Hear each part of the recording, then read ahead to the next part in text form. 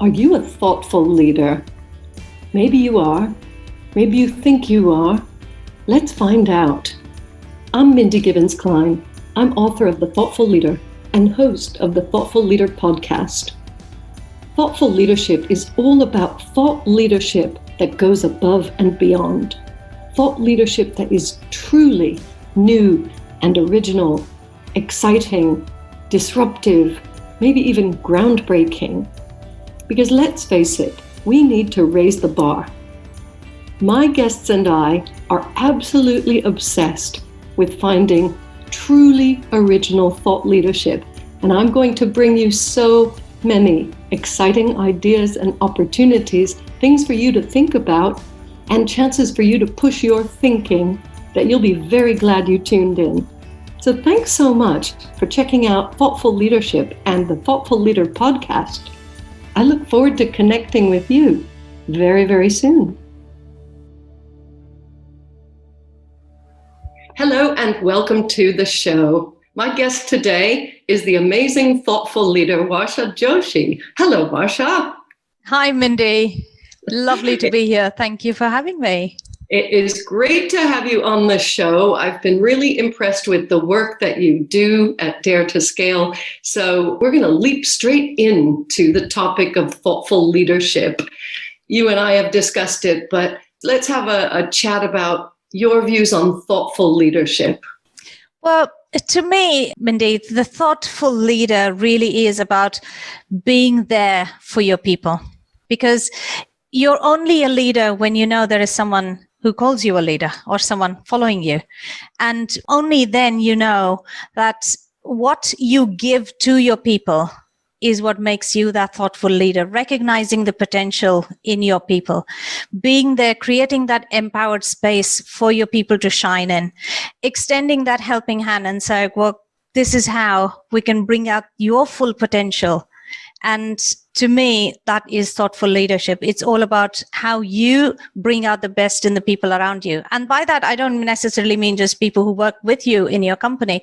It is just everybody around you. Yeah. Is how are you there for someone else? Yeah, I really like that. And I like the fact that someone can't just call himself or herself a thoughtful leader.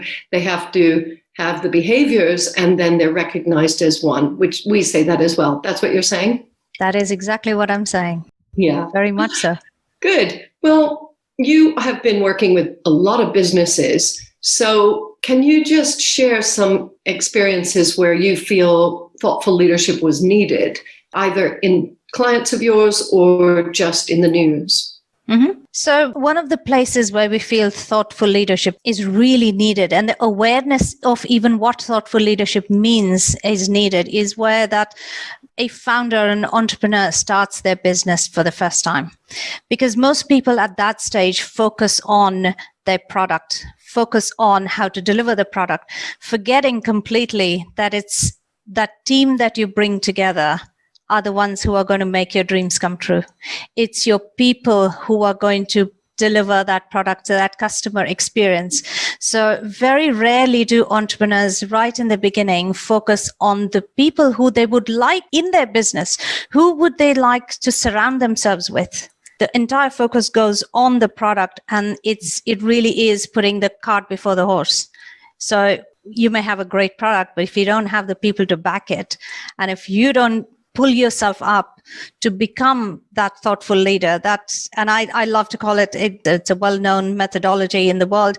It's that being that servant leader. Put your people first, put the spotlight on them.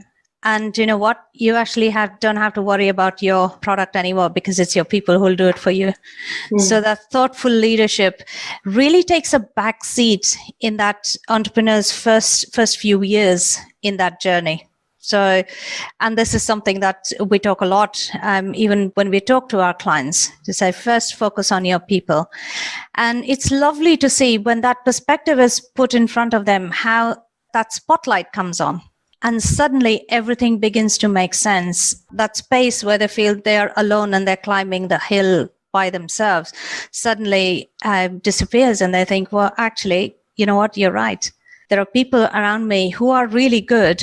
And if I just turn and focus on the people, they will focus on the product. So that's one of the places where that's one of my passions. It really is, because it's just everything, make it about the people, because the people are the ones who are making your dreams come true. Thank you so much for sharing that, because it is rare. It must be rare, because I haven't seen it in action very much. I have been involved in a lot of companies at early stages, at every stage. And I know people talk about the team once the team has grown up and once the company has been established, but you're saying right from the beginning. That's fascinating. And that is something that I think our listeners will take to heart, I hope. Yes, we hope, definitely. So I know that you have arrived at your own style of leadership, and I think this could have something to do with your background. Would you be willing to share your story and how you came to be the person you are and doing what you do? Sure. So my story started at a very young age. I was born in a very strong business family, and the story started not with me, with the rest of the family, where while it was a business family, my father, who inherited the business or was actually put in that driver's seat, was not really a business owner. He wasn't a founder. He was such a strong academic, and he just felt so out of his comfort zone that by the time I was 16, my mom had to take charge and really rebuild our lives all over again. And that is when my journey as an entrepreneur, as who I am today, started, because my mother, even today, the very strong entrepreneur, actually said, Warsha, you're going to be with me and we're going to do this together. I was 16 and she took me under her wing.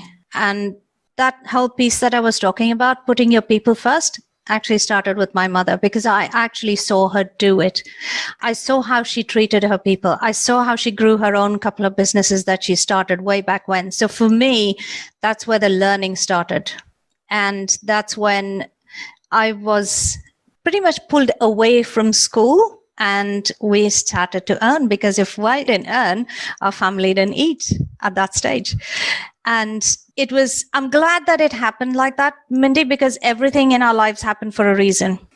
And that was such a massive learning experience for me at that very young age, that it continued. And the more I got deeper in that entrepreneurial space, the clearer it became that there are two things that drive a business forward. A, it's your people, definitely. And B, it's your strategy.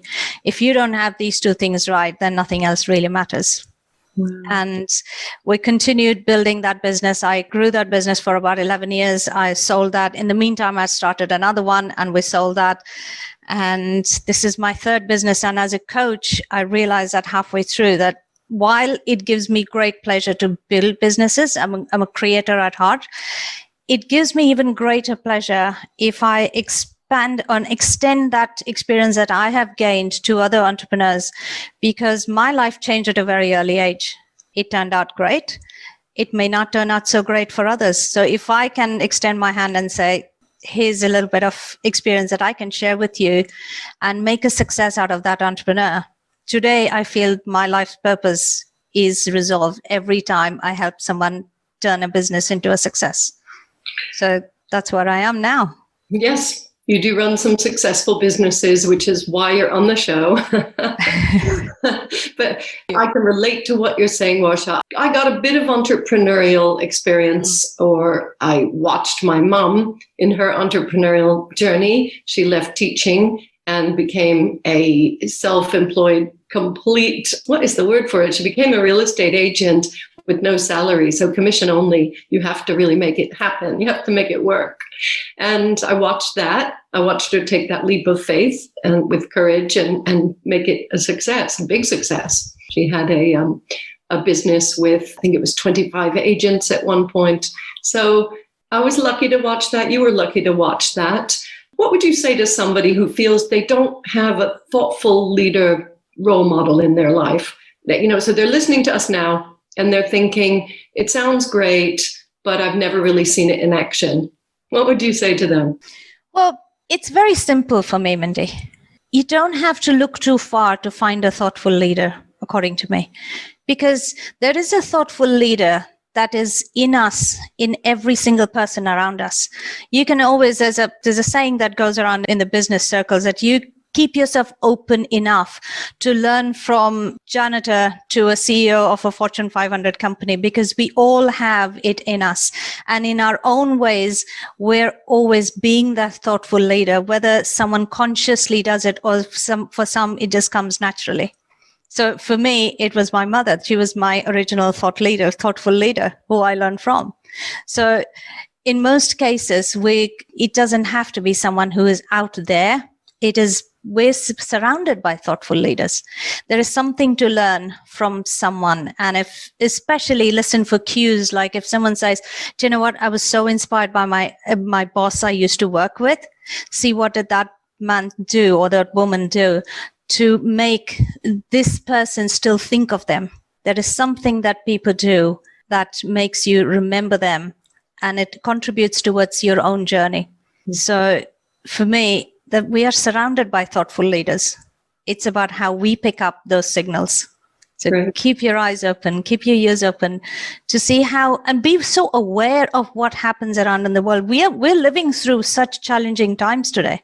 We are still continuing. The world is still going and moving ahead because there are such wonderful, thoughtful leaders we are surrounded by.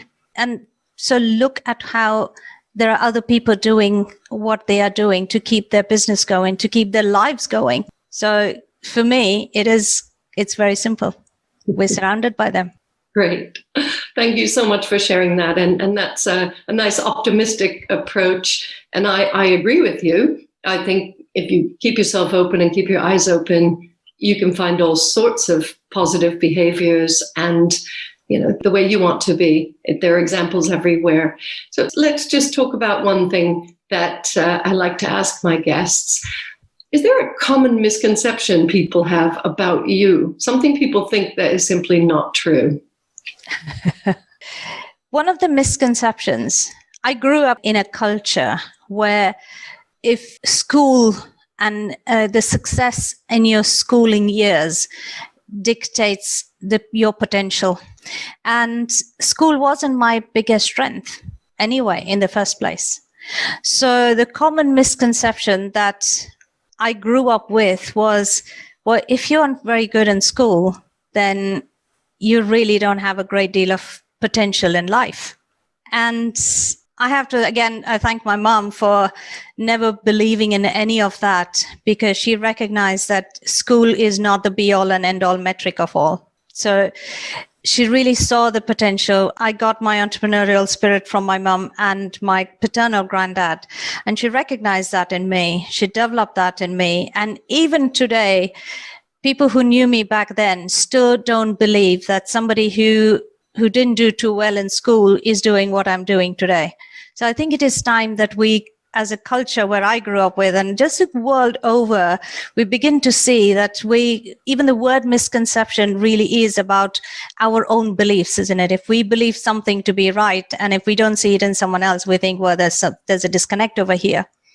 So I think it's about time that we grew out of that space where we feel academia is the only way or the only measure. So yeah, that's the misconception that I grew up with, to say, well, is there any potential in this person? Because school wasn't the greatest strength, even though I passed all the subjects and I finally graduated school, but it's an uphill task for people to even believe that I could get here without the school background.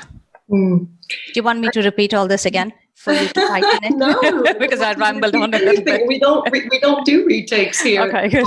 Either, because that was a thoughtful response. So, this is perfect, because I know a lot of people have beliefs about not just academia and learning and qualifications, but also other misconceptions about how the world works. And things are shifting very fast. So we had learned, many years ago, the job for life doesn't exist. And many people nowadays, especially younger generations, they wouldn't want a job for life. That would be like a prison sentence to them. So when things shift, the thoughtful leader responds. And you've responded by just proving everybody wrong and being successful despite all of those common beliefs. So, society is a really interesting place to play, I find, because what's wrong one day might be right the next day. And, .com entrepreneurs and, the fintech industry and everything, app developers. And, these are our stars. These are our heroes now. And guess what? Many of them didn't finish university or even go. So you're in good company. You're in very good company. So good to know. We'll just finish by hearing what you're up to now. And is there anything that you would like the readers to know, a top tip or something like that? The readers, listen to me. I'm so used to working with books. The listeners. The listeners, indeed. So one of my top tips, so what do I do today, Mindy? It really is supporting the SME founder. That's where my passion is, because the SME segment is the one that keeps an economy afloat. That's the one that keeps it going. And there is a lot of support for the SME founder, and yet that's nowhere close to being enough. The one top tip that I will leave is, if you believe that you have it in you, then keep that belief firm and go for it.